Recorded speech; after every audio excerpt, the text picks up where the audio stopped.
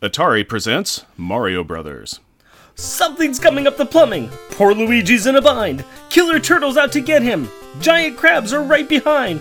Fighter flies, holy cripes, they're coming out of the pipes. Mario, where are you? Another Smash arcade hit brought home only by Atari for use with the Atari 2600 game system, Sears video arcade systems, and versions exclusively for the Atari 5200 Super System. Exciting two-player action. I've got the power!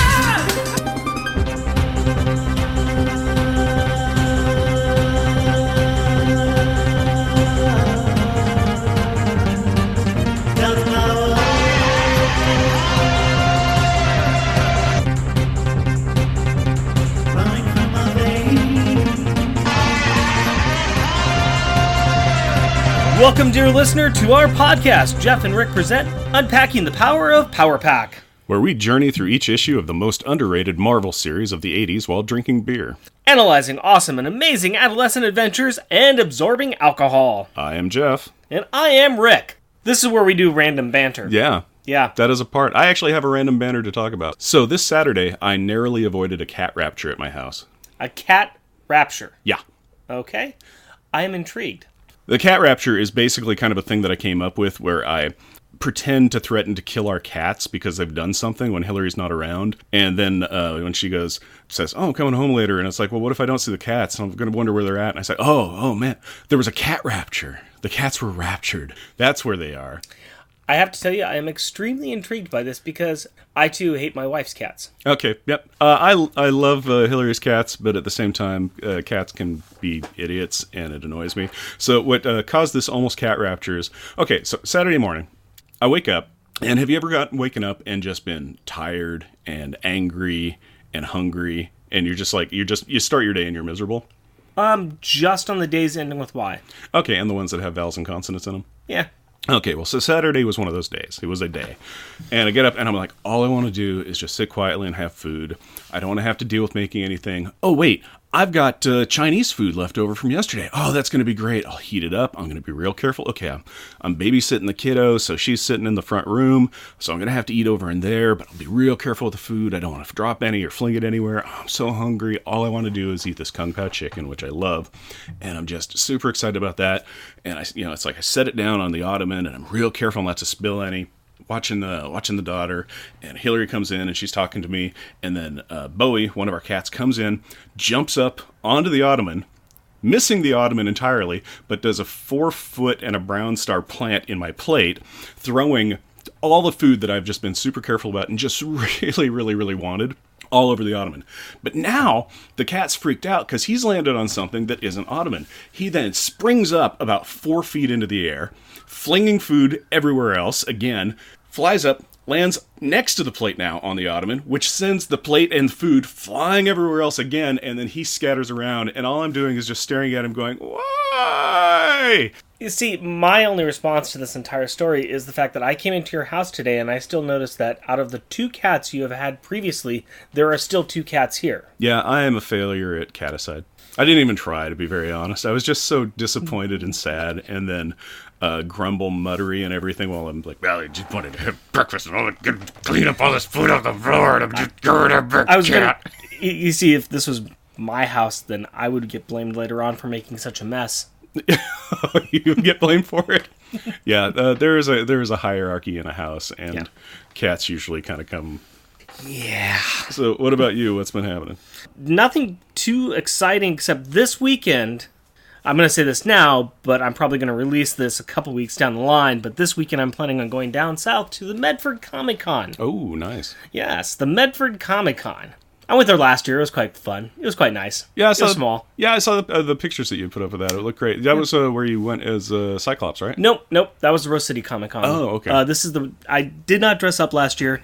Went down with one of my friends, Chad. We went and saw mutual best friends, Steve and his wife, and stayed the weekend down there. And we're going to do that again. I'm really looking forward to it. It's a fun, small, little gathering, but it's a pretty strong fan base. All right, I'm actually hoping to tell everybody about this podcast. So Okay, so that's really cool. So if anybody from the Medford Comic-Con happens to listen into the show, throw us a tweet or a response or a like or a share or a... Please. One of those things that... Let us know you're out there. Yeah, let us know you're out there. Let us know that you listened. And hey, I hope you had a great convention. They can be a lot of fun. Some point in time, I'm going to drag you down there, too. Yeah, I haven't been to conventions in years. I've always enjoyed the ones that I went to, and I used to go to sci-fi cons, and I've gone to Origins and competed in a U.S. tournament for Mage Knight, like a championship, which I didn't win, but that's okay. It was fun. There are times I forget that you're a little geekier than me. Yeah, I'm geek on the down low. Okay, enough of this banter. Jeff, can you please give us the 2-sentence replay of the last episode? After the Power Kids get sad about the inventory method the Snarks use on their house, all of them except for Jack get kidnapped. Dun dun dun! Jack frees them with the new power of small, Katie gets a loose tooth, Julie breaks an arm, and Alex refuses the mantle of the G-Bomber by not dropping a single G. Sadness. It was sad. Very sad. Now, why don't you give me a beer and tell us what our Power Pack pick is, Rick? All right, are you ready for this? I am ready for it, and I am excited about it, because every time you break out a beer, it usually puts a smile on my face and, a beer on my lips, really, which is awesome. That's really what I'm looking forward to. Fair enough, fair enough. So here you go, my friend. I'd like to go ahead and hit you with an emotional rescue. Ooh. A double India Pale Ale. Oh, and it's got a weird frog dog on it. Let me explain this, because you're a little confused right now. I am very confused right now. Very confused right now. We're going to go ahead and start off by saying that the name of this issue is Rescue. But let's talk about this label a little bit, because there is a creature on this label that is gnawing on a branch. It has the legs of a frog, the body and head of a dog, the arms of a human, and the behavior of a beaver. No, it's got a beaver tail too. It's got a head of a dog, but the body is of a beaver. Mm-hmm. Why does everything come back to beavers? You got it. Yes, I have somehow brought beavers back to the podcast. This is a This guy's name is Padubadub. Padubadub. Labrador plus beaver plus frog. Keep up with Padubadub, the lively hop grower of Crazy Mountain. This high ABV beer gets its flavor from adding mosaic hop twice in the boil, plus an additional dry hop. You end up with the bitter beer slightly mellowed by melon, molasses, and raisin flavors. I'm going to have you guess what the ABV on this is. As a wild guess, because I looked at the label, I'm going to say 9. Sometimes you're a killjoy. Yeah, also, your surprise party will be... Nope. Also, we also have 100 IBU. It is very hoppy. It smells good. Mm-hmm. It does. It kind of... I gotta say, though, this picture is just... This is the bomb. Yeah, that is a crazy-looking critter. Once again, I've done this mostly because of the name. I was going for something with rescue in it. This was pointed out to me by my friend Jake, who went with me to John's Marketplace. Actually, Jake and his girlfriend Katie, and Jake was the one who spotted this, and so cheers to Jake for finding this for me. Yes. That has got a creep up taste. I put it in and I'm kind of like, that's not too IPA, that's not too hoppy, and then it kind of... I'm gonna say right now, I'm not feeling the rescue. I'm kind of feeling emotional, but then I always am, because I have a big heart. I got the condition that the Grinch got for Christmas, but it's year-round. So my heart just perpetually grows. If you ever see me, I'm tiny little legs and a giant heart. I thought that you had the condition of the Grinch saying that you have green skin. Oh, and I steal people's trees. And the fact that I'm a serial robber and I've robbed small towns of all their joy before. Because I left, because they were very sad to see me go, because it was a lot of fun. Jeff, would you please read the opening credits? You believe it. Power Pack. Issue number 4, November 1984, Rescue. Credits. Written by Louise Simonson. Penciled by June Brigman. Inked by Bob Wycheck. Lettered by Joe Rosen. Colored by Glennis Ween. Edited by Carl Potts. Editor-in-Chief Jim Shooter. After the escape of our heroes, the captain of the Snark ship is not a happy camper. In fact, he is demonstrating his poor leadership skills by tossing a subordinate into a console after monologuing a recap. Crash! The amount of damage the ship has taken over the past 4 issues, I'm amazed it's actually flying. I agree. If they were not so evil, I would swear that they had a MacGyver or a Scotty on their maintenance team. My assumption is that the ship has arms that we haven't seen yet that are making all the repairs off panel. This, sadly, makes sense to me. The subordinate Snarks get the message and are scouting the ship for the wayward waifs who are hiding in some amazing pipework. Say what you will about this high-tech marvel, they have some insane plumbing going on here. This reminds me more of Nightcrawler's gym in the Danger Room. Unfortunately, it's some shoddy design work, and it can't hold the weight of Julie. Creak. To be fair, Jack is cloudy, and Alex has zero-G'd himself and Katie, but following some light bickering, and Katie stating that she is just wiggling her loose tooth, there is a Crack. As a pipe gives way and Julie falls into a searching Snark who fires a random shot into the abused Snark ship, Skuck cow. The aggravated alien assaults Julie's injured arm, causing her to pass out, and Jack to react with his patented jackhammer to the Snark's head. Thud. he needs to make t-shirts, or would it be bad for a secret identity? Doesn't matter. I can already see the shirt design. A cloud turning into a tiny Jack image, and the slogan, "You just got jackhammered by the mighty Master!" Yeah. I want that shirt. I really kind of do. I want the shirt to announce that in that voice. I want them to announce it in that voice said by, Hulk Hogan. Yeah. you feel what the Master's cooking? Wow, that is just... Yeah. I just went into, Macho Man Randy Savage. Yeah, doing some of the Rock's lines. That's... Oh my god, we got off topic. Okay. Alex picks up his stunned sister and the rest of the kids scramble. Katie powers up by absorbing the alien's ray gun as she dodges the other alien's blasts. Stracked. But thanks to some cloud cover from the grouchy gas master, they make it into an elevator with only a grazing shot to Alex's shoulder. Scracked. Scrowl. Scracow. The remaining guard radios the bridge and informs the captain that the children are heading up in the elevator. He is then told that when they reach the bridge, they will receive a warm welcome. Bum, bum, bum! The power pack takes stock of their situation. It's bad.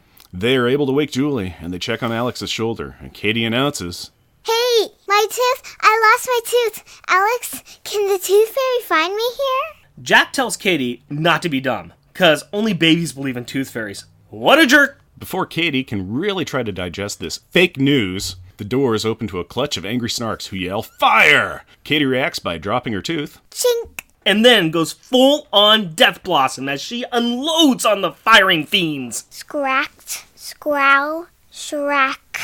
Is that a callback to the ad we read on episode 2? Maybe? One of her powerballs nails the ship's overabused control panel, and we are treated to an amazing onomatopoeia. Boom. And the hits keep on coming. Katie has fallen over backwards and, because she is nervous and a bit of a klutz, has disintegrated a hole in the floor and falls through. Julie dives after her down the elevator shaft as Katie, still scared, lets off another couple of blasts. Shrack.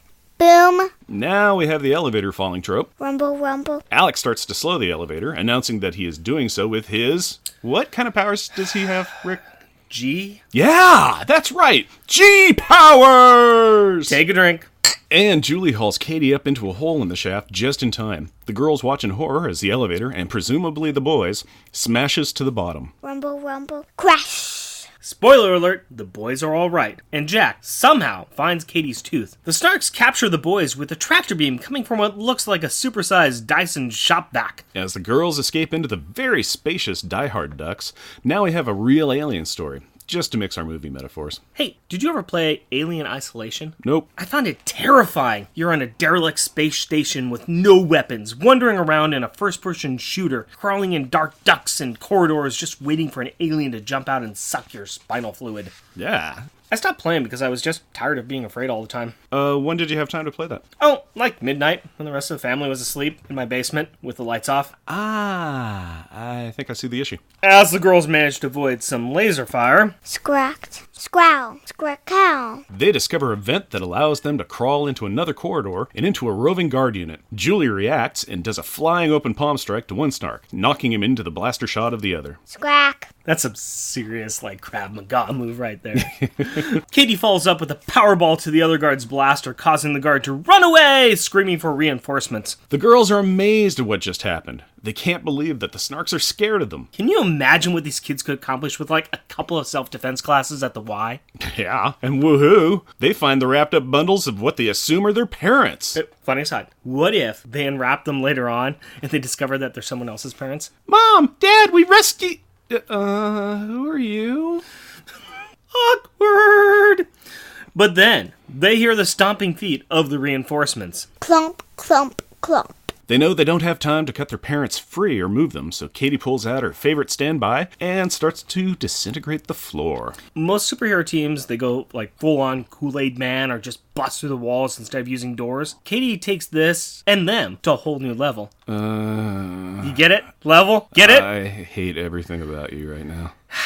Meanwhile, the boys find themselves floating along, trapped in a beam. But don't you worry none, they are forming themselves there a plan. Alex drops a G. Yeah! Take a drink. Gee, that's good.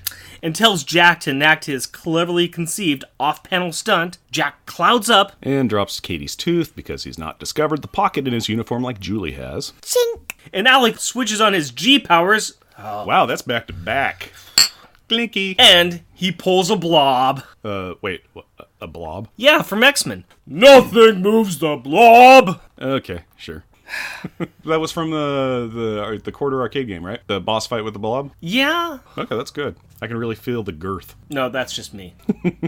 Well, the Snarks are unable to pull him off without taking the wall down. Fair enough. The unsuspecting operator of the tractor beam is jackhammered to sleepy time T-land, and our Cloud Boy puts his video game prowess to good use as he uses the machine to smack another guard and immobilize 2 other guards with the tractor beam. Dang, Jack got skills. And his mom probably told him that wasting quarters at the arcade, probably playing the X-Men arcade game, would never lead to anything good. Oh wait, that was my parents. Oh, that's too bad.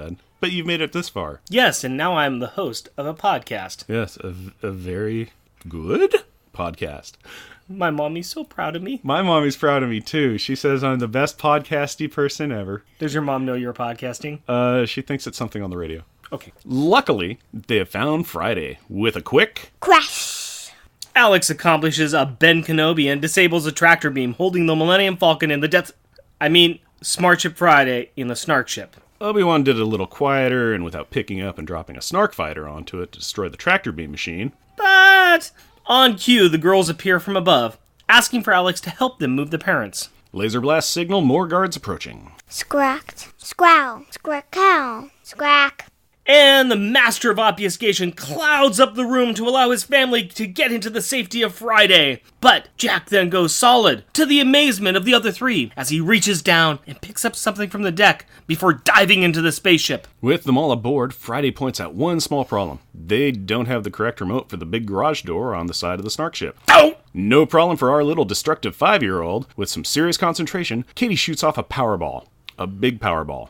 A giant Powerball. Cue the sound effect. Boom. They escape, and a mess of Snarks are also being pulled into space. Sucks for them. I see what you did there. I regret nothing! Luckily, they shut the blast doors before they lose too many, or in fact, any red shirts. Close the blast doors! Close the blast doors! Crack. Slam. Crash. Did we just mix our pop culture metaphors? Yes-ish. Again? Still yes-ish. All is looking great for the kids. Issue over, everything's hunky-dory. Except that the giant Snark mothership waiting for them outside. Friday is caught in a new tractor beam, and all starts to look helpless. Jack takes this time to tell Katie that he lied about the Tooth Fairy. That's okay, Jack. It doesn't matter now. I lost my tooth anyway. Aww. Jack then surprises her with the tooth that he picked up before they left. And then, cue the sound effects again. Ba-bloom. The cavalry has arrived. A mess of other chameleon smart ships start shooting at the Snark mothership. Friday is ordered to take off, and he does. But then, in front of the window, an older pony boy appears. Kind of like Whitey, but with a goatee. He looks like a goat with a goatee. Insert groan sound effect here. So he introduces himself as Byral, a chameleon truth sifter. He wants to find out what the HE double horsehead staffs happened to Alefire Whitemane. Power Pack breaks down the why behind Whitey's sacrifice. This impresses the old goat face. During their discussion of the rights and wrongs of intergalactic law, Jack commits the most horrible offense in the known universe. What? He drops a G-bomb. So, I'm confused. A G-bomb has been dropped, but not by Alex. Should we count it? No, it's Alex or nothing for this shtick, but I will take a respect drink. To you, Jack. Friday is pulling farther away from the fleet, so they all start saying goodbye. And apparently the chameleons are going to give them the smart ship and allow them to keep their powers. I mean, what the... Byral also makes another comment that Julie catches. He mentions that he loves them and considers them his grandchildren. Julie completes this logic puzzle and deduces that Whitey was Byral's son. His only son, in fact. Julie feels bad that they have Friday and he has nothing that will remember them by. But Katie has herself an idea. As she hands Byral her tooth, she says, I was saving it for the Tooth Fairy, but I'd rather you had it. I love you, Grandfather. Apparently, a quick download of Friday's database has clued in the goateed grandfather, and he exclaims that this is a treasure beyond price as he fades away. Wait. If I'm reading this correctly, Whitey died. Yep. The kid's got some cool powers. Yep. And some sweet clothes. Yep. And a spaceship. Yep. And Whitey's dad got one of Katie's baby teeth? Yep. So? I'm just saying that I would have held out for a little more, like a crayon drawing or a lame pottery ashtray. Well, they were pressed for time. Yeah, that's a good point. Later, the kids are chilling on some cushions as Friday cruises them back to Earth. Katie is sleeping, of course. The parents are still wrapped up for... plot convenience or something. And to conserve air. Katie wakes up and hears a... Clink. And finds a sweet gold coin with Byral's picture on it. This thing is as big as a moon pie. Moon pie. And we leave the issue with a gobsmacked Jack grumbling that the Tooth Fairy never gave him anything that nice. That's 'cause you never believed in her. And light years away, a chameleon sorcerer smiles. Next issue, Homecoming. We got some space fighting. Hooray! Yay!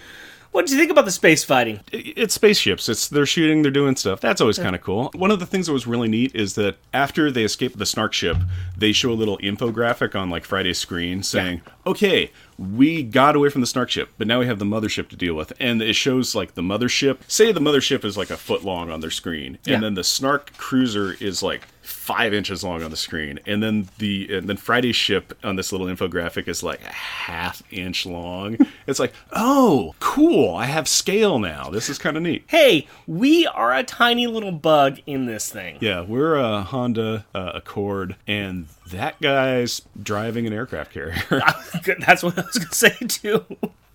Yeah, it's nice to have some scale. I like the fact that they do have the blast door problem, that they blast a hole in the ship and they all get sucked out, that there is some dog fighting going on, just a little bit. We got just a couple pages of it. Yeah, you get to see what other chameleon ships look like. I think you just, once? Yeah, you can see what one of them look. Yeah, okay, yeah. You get to see a couple of what the other ships look like.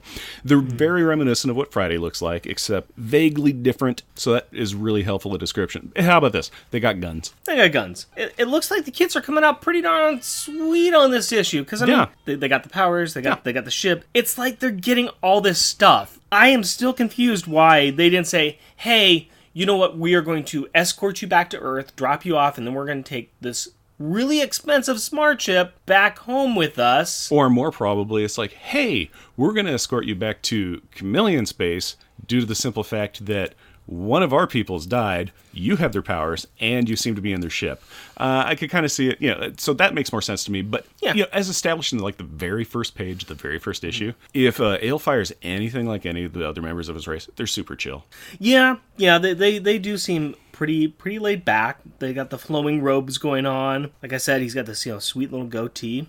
Cool horsehead staff.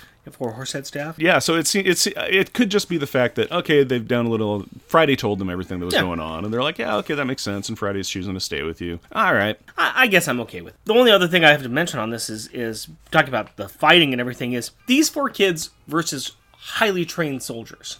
Okay, these are highly trained soldiers that were on a junker vessel, so I'm going to guess they're probably... I'm still not sold on the junker vessel. They talked about that it was under-maintained, so I'm going to guess it's kind of a McHale's Navy thing. Yeah, but they were sent out there to pick up this device. They knew this device was there. I consider this a bit of a crack squad team. I really do. I just am thinking, they got hosed by 4 underage kids no combat training, who are brand new to their powers. They got the luck on their side or something, man. Well, here's how it was kind of working out. It was like, you notice anytime that the Snarks were organized, they sent out their fighter craft, they had their nets, they got their hands because they were sophisticated in space. They were able to, they captured 3 people. They captured everybody but MacLeod. So if they were organized, they're doing good. When the kids were really stomping on the Snarks' heads really well, they were in groups of 2 to 4. Yeah, in a group were great. But, hey, I wasn't expecting to find you falling on me from some pipes. Of course you're going to kick my butt. You know, the 2 soldiers that approached the 2 girls in the hallway, and the girls just reacted, and these trained soldiers failed in everything. They failed a morale check. They failed everything. Yeah. These kids got lucky. These kids got very lucky. Very lucky. They got very, very lucky. They're also pretty destructive, and so I could also see why, like, a Snark warrior would be kind of like, yeah, they've destroyed our command, like our control room. One of them is destructive. Okay, Katie has crawled under some equipment, like the first issue, and ate their control panel. Okay, great. Third issue was it Jack? Jack goes through, busts a bunch of stuff. Oh yeah, in fact, in this issue, Katie shoots an energy ball into the control panel that she disintegrated before. Earlier, Alex dropped a car on their control room, and just and it's like this is their control room has just been hammered beyond belief. So they're kind of like I said, hey, anytime these kids do anything, our control room blows up and we go spinning crazy. I said, MacGyver or Scotty. I mean, they got to have somebody on some poor schmuck maintenance guy who's sitting there like, I'm doing all I can, Captain. I can't keep it together anymore. Wait, let me see if I can do this with a Snark voice. Yeah. I'm doing all the best I can, Captain. I can only do so much. Oh, it's snarky. It's a Scottish version of a Snark. Yeah. I can't do it. It's the only Snark I can't do it, Captain. It's the only Snark with a full beard and a kilt. Coming down from the Highlands to work on the ship, Captain.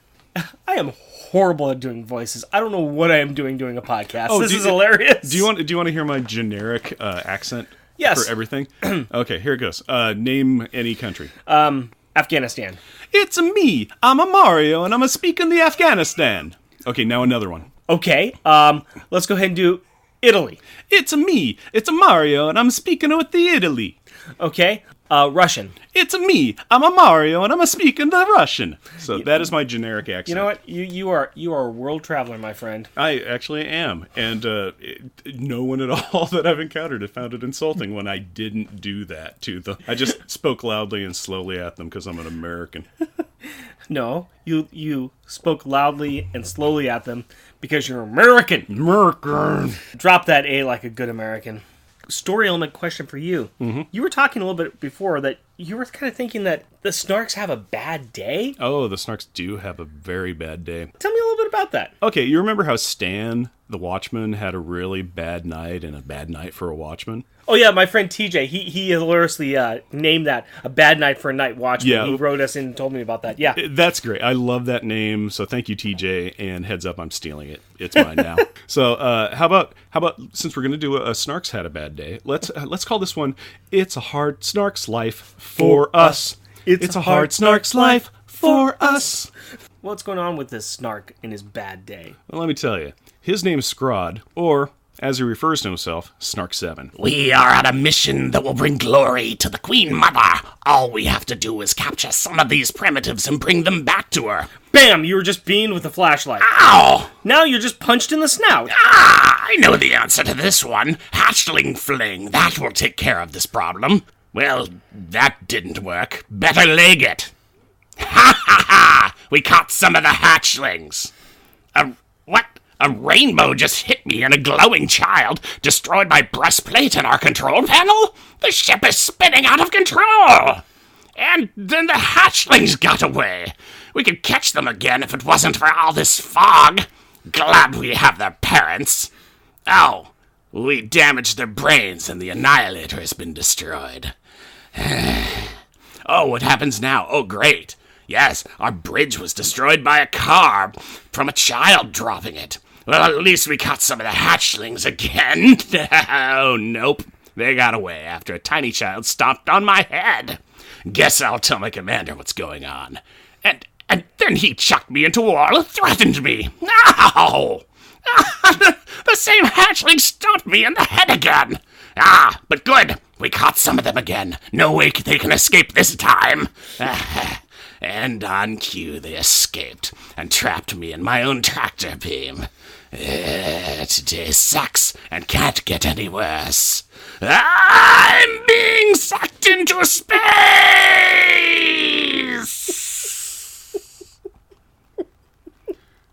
So anyway, Scrod's been having a bad couple of days, and there you go. That's kind of a rundown of what happened to him. How's your voice doing there, Ace? Oh, it's fine. This is how I talk to my kid. This is the lullaby voice that I sing my daughter to sleep with. Go to sleep, pleasant dreams. I will be there while you're dreaming.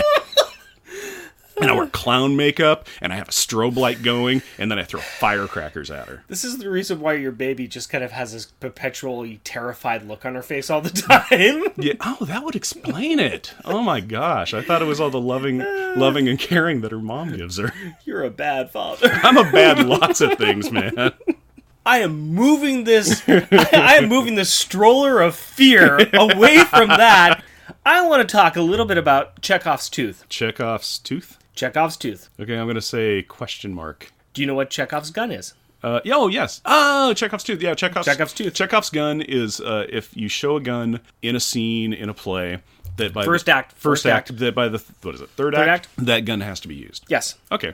So, yeah, I guess the recurring Chekhov's item was a tooth instead of a gun this time. Just throwing another literary reference, the MacGuffin that was introduced in issue 3 is then tracked through this entire issue. And the MacGuffin is the tooth. The 80s tooth. Yeah. Okay, this thing should have been lost like how many times? A bunch, but at the same time, it stayed in the elevator. You know, it was in the elevator. That's where Katie dropped it. The elevator crashes. dropped from let's go ahead and be conservative and say 7 to 8 decks. Okay, but slowly. Because of G. It still crashed. Yeah. There was still a mess down there. Yeah. You have got parts. You've got the equivalent to a Snark hex bolt. And those suckers, they don't use metric. They do not use metric, okay? You have them just scattered everywhere, okay? And Jack flies down and, hey, I got me a tooth. Yeah. They took the luck stat. They either jacked the luck stat or they took the luck feat. They have weighted 20-sided dice, is what I'm saying. Oh, that would explain a lot of why they're very successful. Weighted 20-sided dice. Oh, could you see this? Travis McElroy's got nothing on these people. Could you see this as a D&D game where it's just like, wow, that's an awful lot of 20s you're rolling there, Jack. Oh, yeah. It's like, what are you trying to say? I rolled them naturally. I just rolled that dice. I got a 20. I'm going to roll this dice again. I got another 20. Why do you use one of those crystal clear dice and never fill in the numbers? It's my 20-sided dice. I don't worry. I know where all the numbers are. Yeah. And it's a 20-sider, ergo, it rolled a 20. I think that's from Guys and Dolls when they're playing craps and guy pulls out some dice and, hey, there's no pips on those dice. Don't worry. I had them removed, but don't worry. I know where they're all at. I thought you'd like Chekhov's tooth. I do like Chekhov's tooth. That's great. The end of this issue. So is this plot convenience or what? But would you unwrap the parents? Personally, yes, I would unwrap my parents because it's like, oh, I wanted to rescue them and let's unwrap them because, you know, I would too, just for the simple fact that, hey, my dad's a scientist and we are in space. It's also the aspect, too, of like, it's mommy and daddy. Yeah. And I want them to be free, and I want to tell them about what's happened. I've got a cool costume. And you know what? Here's the thing. If the kids don't want to tell them they've got powers, they don't have to. No. Not a problem. They could just say, we were captured by aliens, and now we're free. And, you know, it's not like wasting air or food or anything. They could have done that and got them up and awake just in time to say, look, Earth, we're in atmosphere. Okay, here's why Friday said that they should keep them wrapped up anyway. Is they said, oh well, they'll consume oxygen and food, and we don't have enough of that. You're an interstellar starship, man, and where you were, it's looking like you're next to Earth. You're like, you know, you're in like international spaceship orbit kind of thing. Friday's gaslighting them. Yeah, it really kind of is. But it's just, it'd be like, oh, yeah, I'd go out to the garage, but it's so far. It's all the way over there. It's all the way over there. You're a starship, man. You can get there fast. So yeah. No, it's a fairly flimsy excuse, but I can also understand. It's for plot. It's to just say, okay, we're not going to unwrap parents. We're not going to tell them that we got powers. This is our secret. Maybe we'll tell them later. Fine, fair enough. Jeff, Mr. Cowboy Science. Mm-hmm. Can you explain some stuff to me? I can try. All right, let's go ahead and mosey on into Science Corner.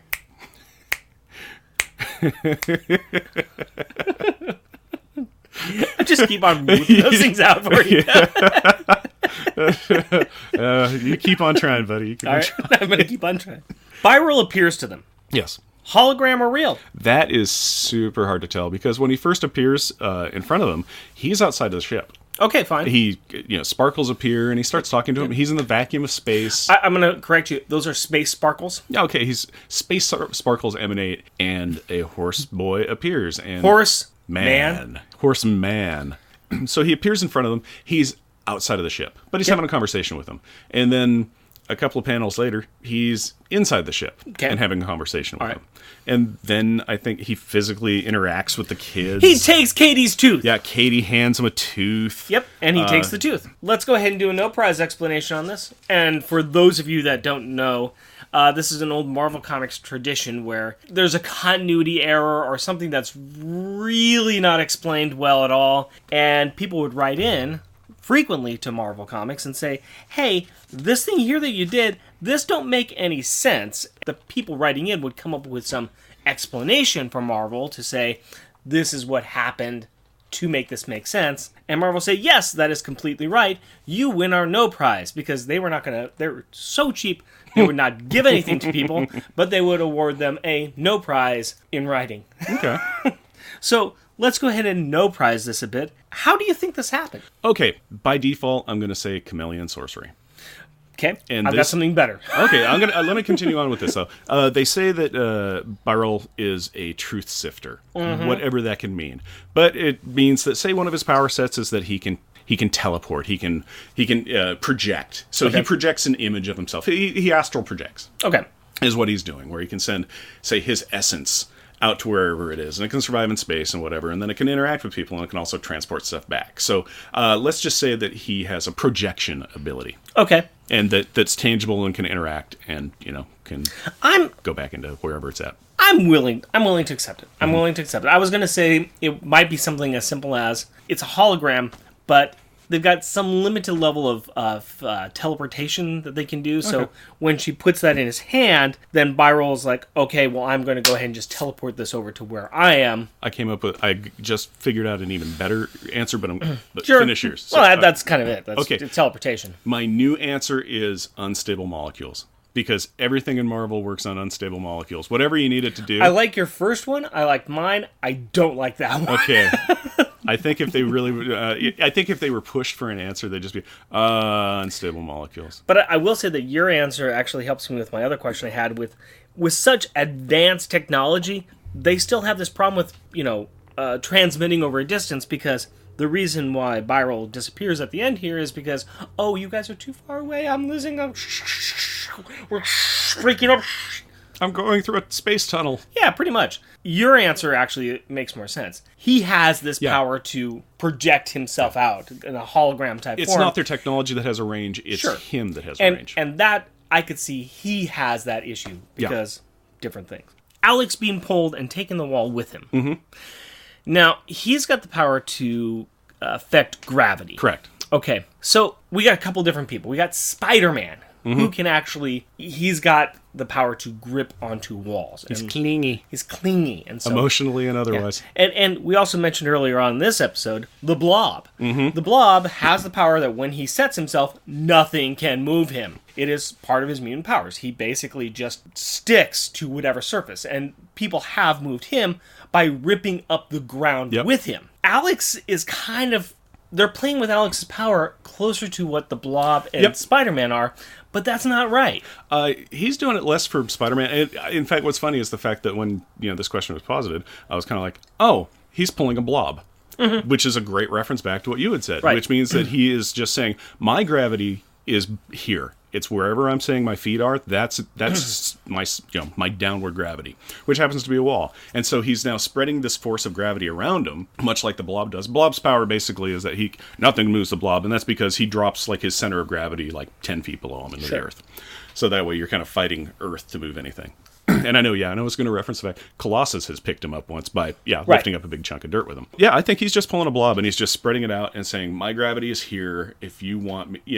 But who knows? The Snarks are also kind of just going, hey, we'll pull the wall down if we max this out anymore, because they know what their ship's tolerances are, which are like a 56-pound boy. But, I mean, we're also still saying, too, that he is anchoring himself to that wall. Yeah. Is this how gravity works? You can have... Sure, it's a comic. It's comic science. Yeah, but I like trying to throw realism in here whenever possible. Let's say yes. Alex has said this position is my down. I am going to counter whatever gravity pull you're giving on me with the exact same amount of gravity. You want to keep turning it up? I can keep turning it up too. So we'll say yes. That's how science works. Okay. All right. I'm good with it. If you're a 12-year-old blonde kid with alien sorcerer powers. Touche, my friend. You have a science update for us. I do have a science update. Please give us a science update. Okay, so in this issue, Jack says that he weighs 60 pounds, and we had previously been guessing at his weight.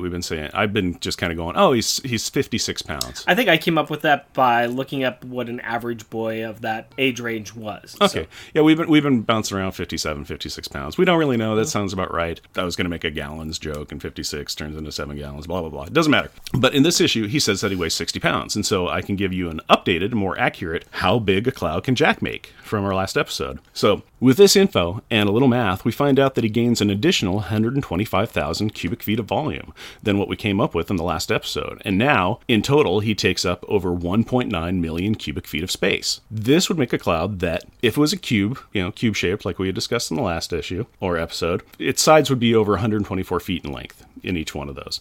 And this functionally isn't much bigger than the 122 feet per side that I had said last time, but still, more accuracy, more science, more cloud. So, all in all, it's a good thing.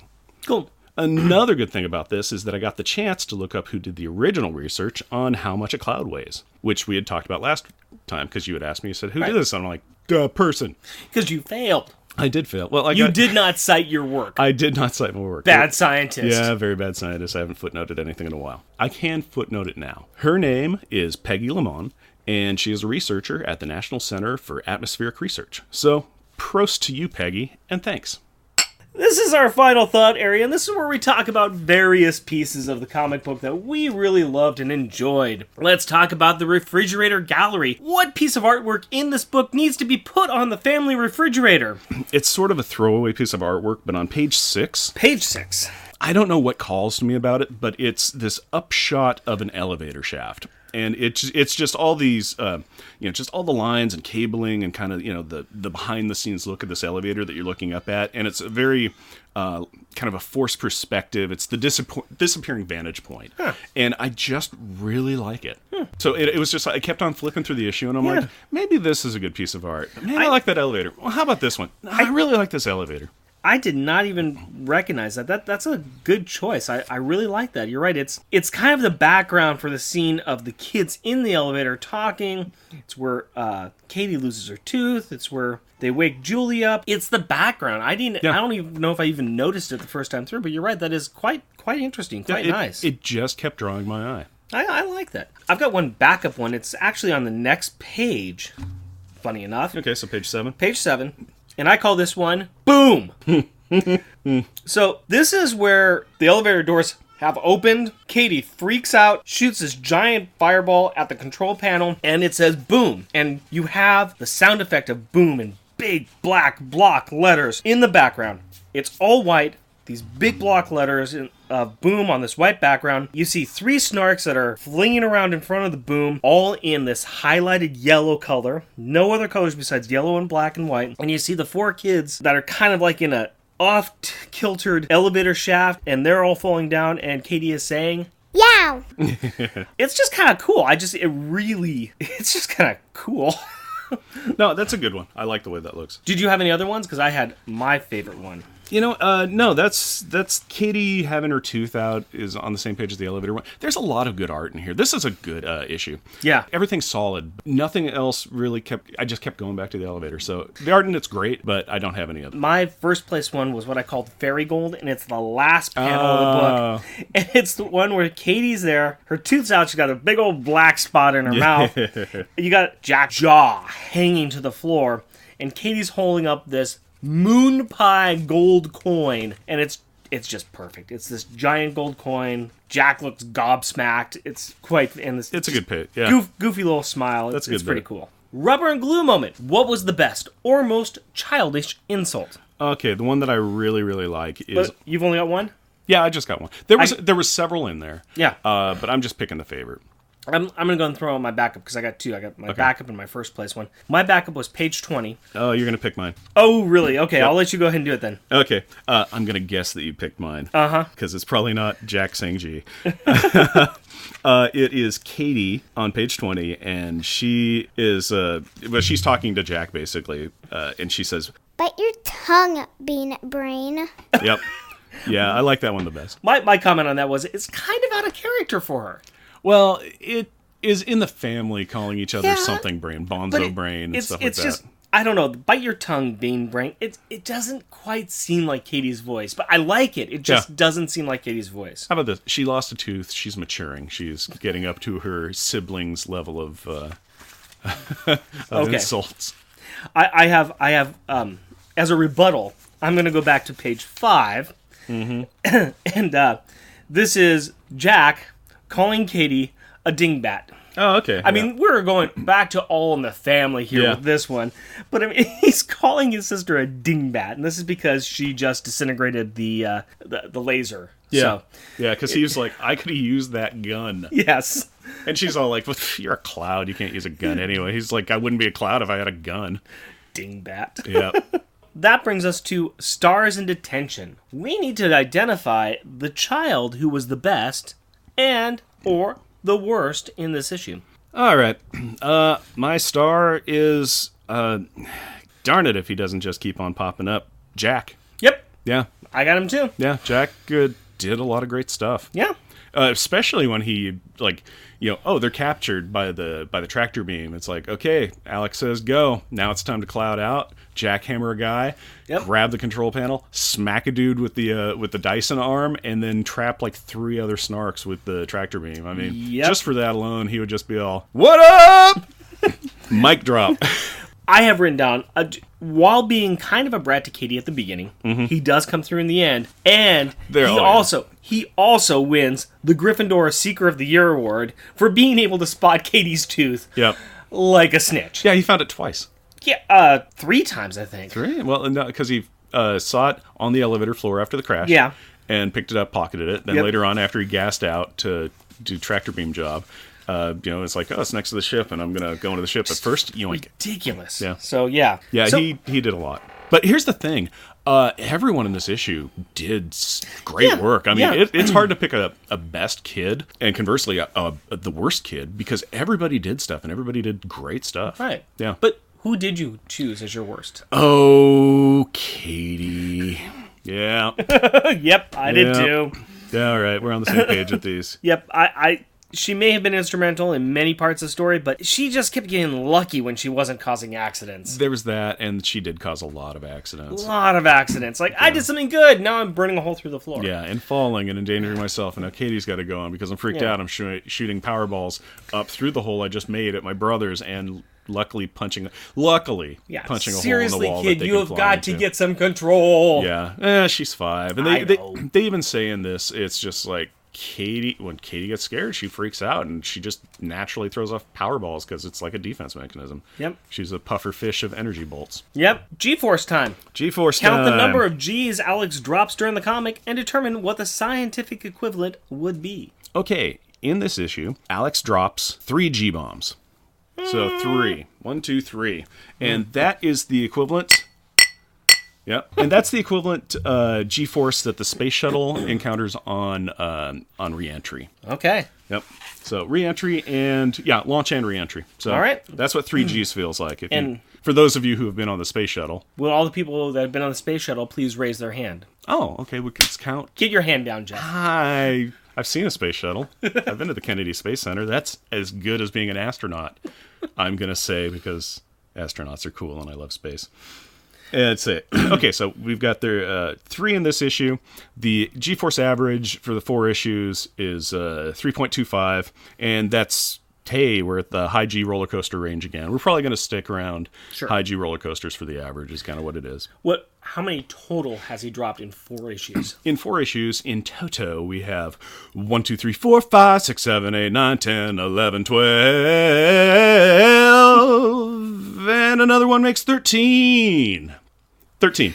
You know, we just lost about half of our listeners right there. Okay, for those of you that don't know what that is, just look up Electric Company Pinball on YouTube and you'll figure it out.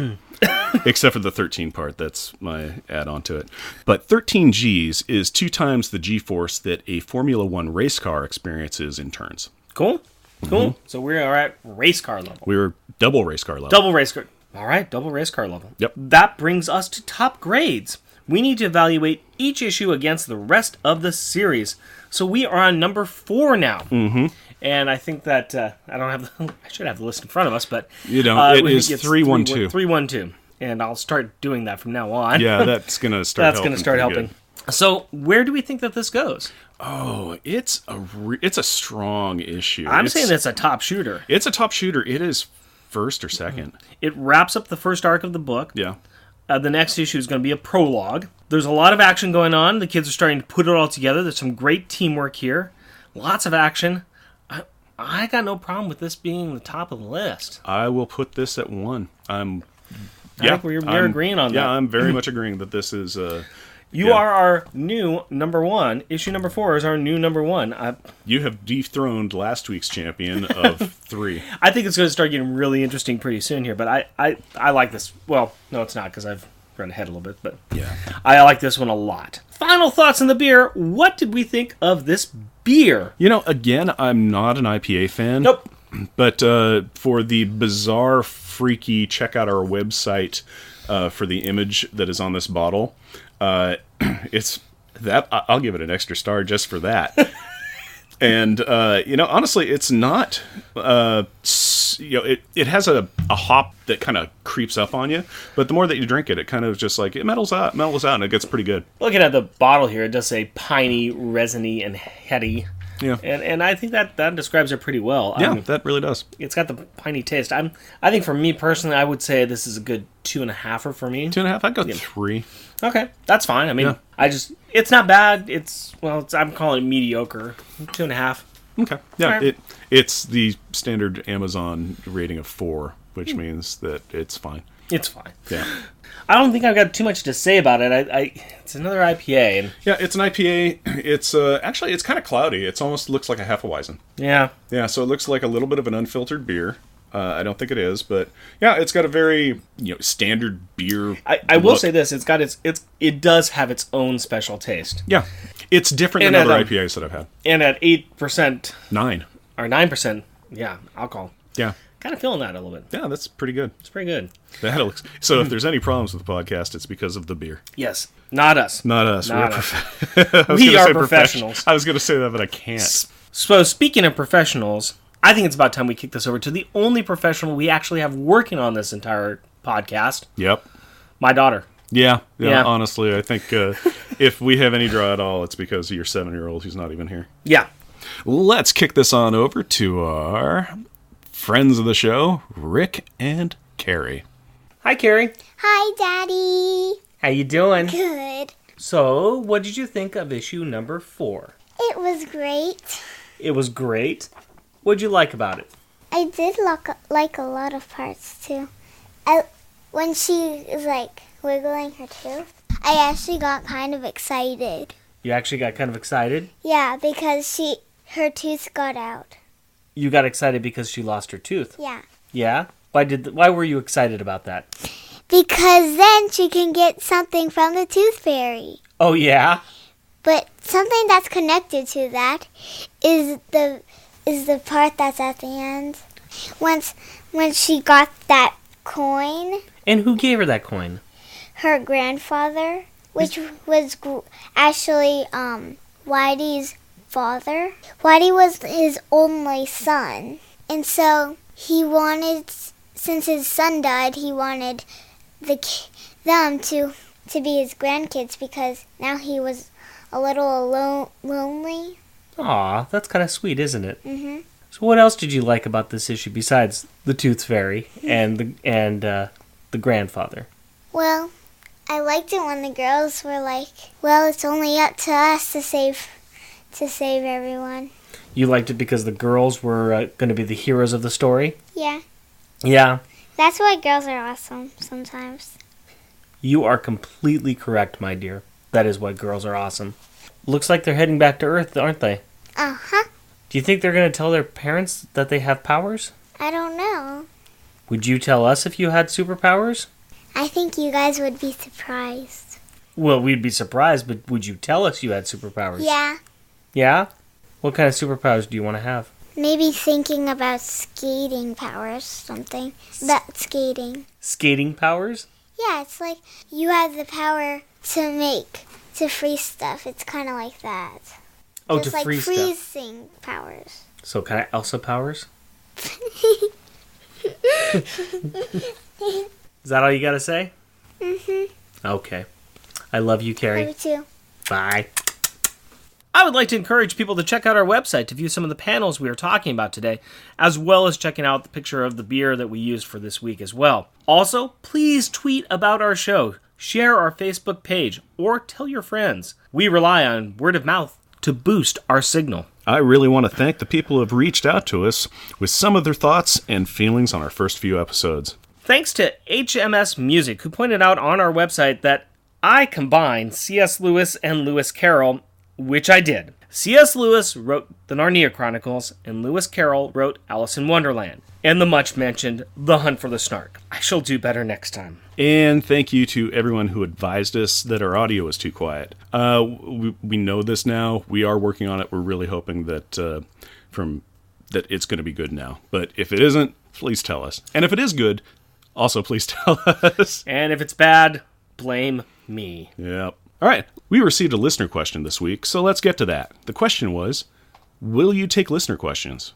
Yes. Yes. Jeff and Rick Present is recorded in front of a live studio audience in Portland, Oregon. If you would like to interact with us through the magic of the internet, you can do so through Twitter at Jeff Rick Present, our Facebook page, Jeff and Rick Present, our email address, Jeff and Rick Present, all one word, at gmail.com, or at our website, jeffandrickpresent.wordpress.com. And as always, we want to thank the wonderful women in our life, my wife Cindy and our daughter Carrie. My fiancée Hillary and our daughter Aurora. We love you. Until next week. Rumble, rumble. Rumble, rumble. Rumble, rumble. Rumble, rumble.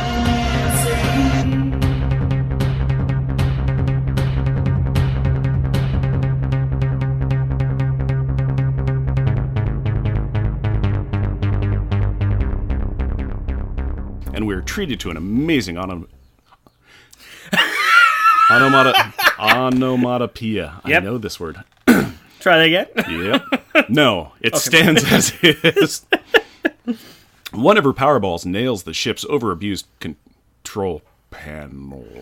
I think I just had a stroke. Not that kind, the other kind. Do you smell toast? Always. But then, in front of the window, an older pony bear. You were doing so well. I was. So well. And then hops. But then, in front of the window, an older pony boy appears. Kind of. Oh my god. Oh my god. Whoa, dude. Did you Oh just- Jesus, man. That's curry and hops, baby. Oh god. Welcome to Flavor Country. Oh, I've seen stars. Whoa. Whew. I'm sorry, that wasn't supposed to blow that. Oh, son of a. Oh, boy. Okay. Ugh. You think that's bad? I have to hear you complain about it. I feel sorry for Hillary. All right.